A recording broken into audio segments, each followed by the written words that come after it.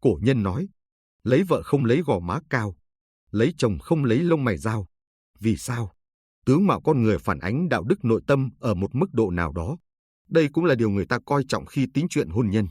Bởi vậy dân gian có câu, lấy vợ không lấy gò má cao, lấy chồng không lấy chân mày dao. Đầu tiên, lấy vợ không lấy gò má cao. Gò má nằm ngay dưới hốc mắt và hai bên cánh mũi. Theo quan điểm y học, xương gò má là một trong những xương sọ trên khuôn mặt. Chiều cao của xương gò má sẽ ảnh hưởng trực tiếp đến đường nét trên khuôn mặt của một người. Theo thẩm mỹ hiện đại, đàn ông hay phụ nữ có gò má tương đối cao thường mang đến cho con người vẻ đẹp cương nghị. Theo quan điểm tri thức của người xưa, hay theo quan điểm bình đẳng khuôn mặt, gò má cao không phải là điều tốt. Người xưa tin rằng xương thuộc về dương, thịt thuộc về âm. Gò má cao biểu thị ham muốn quyền lực, tính cách ngỗ ngược, ngang tàng, ham muốn kiểm soát, thiếu phẩm chất ôn nhu nữ tính. Vì vậy, nếu một người đàn ông kết hôn với một người phụ nữ như vậy, chắc chắn sẽ bị lép vế. Trong nhà phụ nữ mạnh mẽ còn đàn ông sẽ yếu đuối.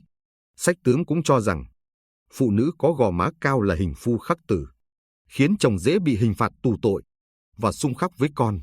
Điều này đồng nghĩa với việc lấy vợ gò má cao không những không mang lại tài lộc vượng phu mà còn ảnh hưởng đến đời sau. Thậm chí còn có câu nói dân gian rằng đàn bà gò má cao, giết chồng không cần dao. 2. Lấy chồng không lấy lông mày dao. Lấy được người đàn ông đảm đang, yêu thương vợ là mong ước lớn nhất của người phụ nữ. Nhưng có một loại đàn ông nhất định không được lấy. Đó là đàn ông có lông mày dao. Kiểu lông mày dao này còn được gọi là lông mày giao nhau, hoặc lông mày nối liền nhau, tức là hai lông mày nối liền với nhau, hay còn gọi là lông mày chữ nhất. Hoàng đế Nội Kinh nói, lông mày ngay ngắn thì quyết đoán. Lông mày là mầm của mật, làm chủ sự quyết đoán và trung chính. Lông mày là nền tảng của hành động, làm chủ sự cần cù và lười biếng. Lông mày là sao của sự kiên trì và chịu đựng, làm chủ tính cách và tính khí. Dưới góc độ nhân tướng học, đàn ông có lông mày dao nhìn chung là người hẹp hòi, tư duy hỗn loạn, liều lĩnh, lập trường không vững vàng, thiếu lý trí, không có năng lực đối nhân xử thế. Kiểu đàn ông này cả đời không lập nên thành tựu lớn. Điều quan trọng nhất là anh ta có xu hướng bạo lực. Vì vậy, phụ nữ xưa sẽ không bao giờ cưới người đàn ông lông mày dao làm chồng. Người ta thường nói tướng do tâm sinh, tâm nhân hậu thì tướng mạo đẹp. Ngoại đẹp gắn bó chặt chẽ với thế giới nội tâm.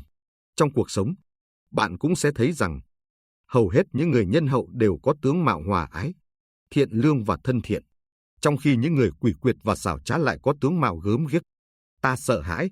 Tất nhiên, hôn nhân là do duyên số, còn bí quyết hạnh phúc gia đình phụ thuộc vào sự quan tâm, bền bỉ của cả vợ và chồng. Dù sao đây cũng chỉ là những nhận định và quan điểm của người xưa. Vì vậy, chúng ta cũng chỉ xem đây là một tài liệu để tham khảo. Tướng mạo không thể quyết định hạnh phúc hay vận mệnh của con người, mà tâm quyết định tướng mạo, cũng quyết định vận mệnh của một cá nhân. Tích đức hành thiện, không ngừng tu dưỡng đạo đức,